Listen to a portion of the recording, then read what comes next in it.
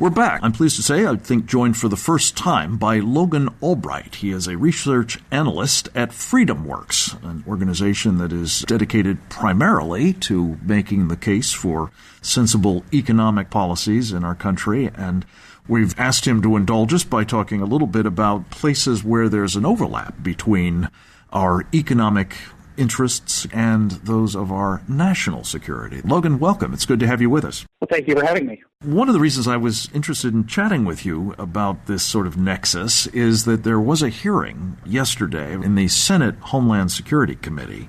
Senator Ron Johnson, the chairman, wanted to drill down on a problem that has profound economic implications as well as national security ones, namely the security of our electric grid against various kinds of attacks, including possibly the kind that the Iranians may be working at mounting.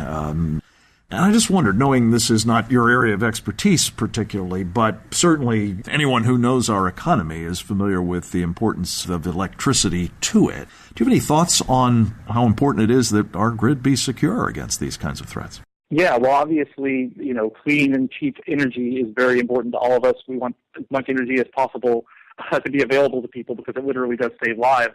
So having affordable energy and secure energy is very important. I would caution, though, some of the cybersecurity legislation that we've seen coming out of Congress is very concerning from a civil liberties standpoint. There's been a lot of efforts to allow companies not to be accountable if they end up violating their user privacy agreements with their users and sharing their information. So I think there's a balance that we can strike between protecting our energy grid and making sure we have affordable energy and not compromising on our civil liberties and our privacy. Let me ask you about somebody who is also in the public eye at the moment with email issues or privacy issues, I guess you might call them. She was very concerned about having her emails private to the point where she kept them in a separate and, I believe, illegal server in her own home. That would be former Secretary of State Hillary Clinton. She is today, of course, a candidate for the presidency in the Democratic Party, and one of the issues that she has injected herself into is the sharing economy. Talk a little bit about that aspect of our economy and Hillary Clinton's thoughts on it. Well, yes, Hillary Clinton said that she wanted to see more regulations on these services like Uber and Airbnb, and they're these kind of app-based services that allow people to connect with each other more easily and have services that are otherwise unavailable. And I think it just shows how out of touch Hillary is with the general public because the economy's tough out there. It's hard to get a full-time, full benefits job, and these are ways for people to be more flexible, to have more flexibility in the labor market, to work when they can work, to earn what money they can. And it's providing a lot of competition to big monopolies that have been government-created monopolies.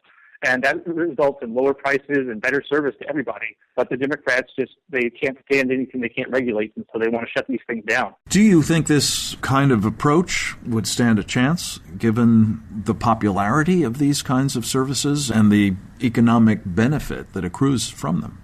I think it would stand a chance because you're seeing it all over the country. There are a lot of states, particularly New York and California, and then Uber just withdrew from a county in Florida because of the onerous regulations that are being put on them. They're trying to shut them down.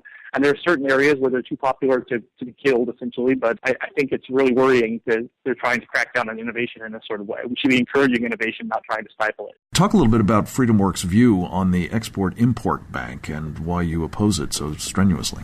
Okay, well, the Export-Import Bank has been a government agency that's been around for 80 years since the New Deal. And basically what it does is it takes taxpayer money and it uses it to give loans to companies. And they'll tell you that most of these loans go to small companies, but in fact, like more than 90% of the loan money that is loaned out goes to big giant corporations like Boeing and General Electric and Caterpillar.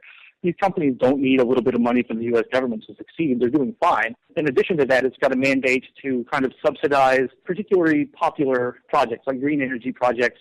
You see the company Solyndra, which famously went out of business on the taxpayer's dime, was giving loans from the Ex-Im Bank. And the bank actually expired at the beginning of July. And it hasn't been the end of the world. None of these companies have gone out of business. I don't think you need government subsidies to have these small businesses or these big businesses succeed in a global marketplace. How much does it actually cost the U.S. government to run Ex-Im each year? The number that is put out there for the cost is $2 billion over the next 10 years. So it's not a huge corporate welfare program, but it is a corporate welfare program. And that's not including any companies that happen to fail over this course of this time. Yeah, Logan Albright, again, is our guest from FreedomWorks, where he is a research analyst. And is it not correct that these are loan guarantees and that actually the cost to the taxpayer is not only nothing, but that the bank is actually making money by them. That is not entirely correct. They do loan guarantees, but they also do more direct subsidies as well. And the GAO the Congressional Budget Office has put a price tag of $2 billion on the bank over the next 10 years. So it does cost the taxpayers money. There's also the issue of if companies fail, and there's also the issue of the efficient allocation of resources. This money would be loaned to companies that were succeeding in a free market environment without the bank. Instead, they're being directed to companies that can't secure loans on the open market, which means that they're not as viable investment opportunities.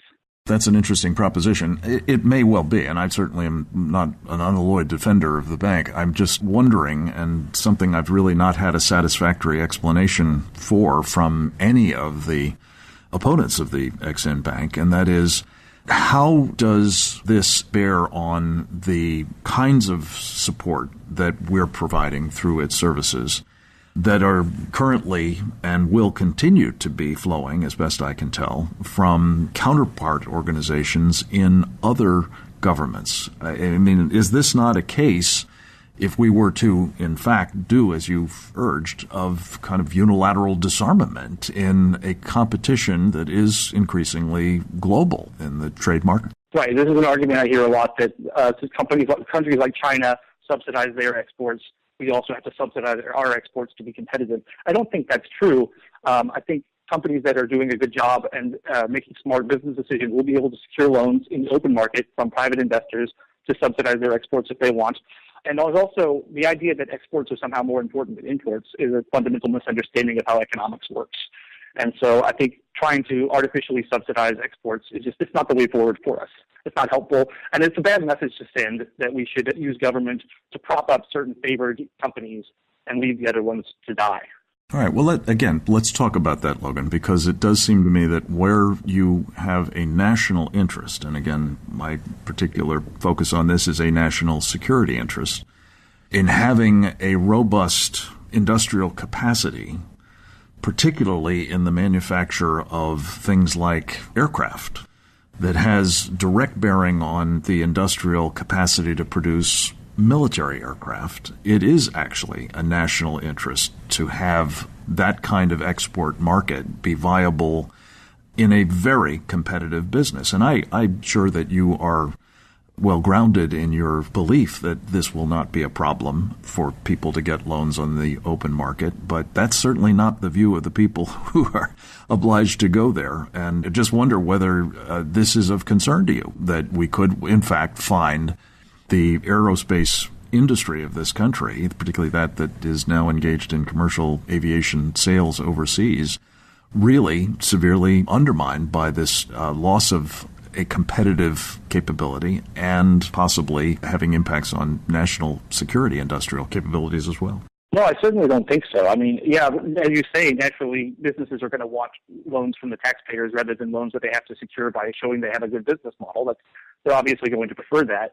But the big aircraft companies in the United States, Boeing and Lockheed Martin, they get plenty of direct business from the U.S. government. They don't need additional subsidies to help them out with selling overseas. Yeah, but if it's not a subsidy in this case, and I believe that's the case, if they're loan guarantees and that's not at a cost to the taxpayer and it does help them remain competitive with the Airbuses of the world and what the Chinese will be bringing shortly to market and what the Brazilians will be bringing to market shortly and Canadians and so on. It really does seem to me that this is betting a lot on an economic theory that I'm afraid may not, in fact, be consistent with either economic policy or national security. Logan, we're out of time. I appreciate very much your spending some of it with us and look forward to continuing this conversation with you. In the meantime, thanks for joining us, and thanks to the rest of you for joining us. I hope you'll do so again tomorrow. Same time, same station. Till then, this is Frank Gaffney. Thanks for listening.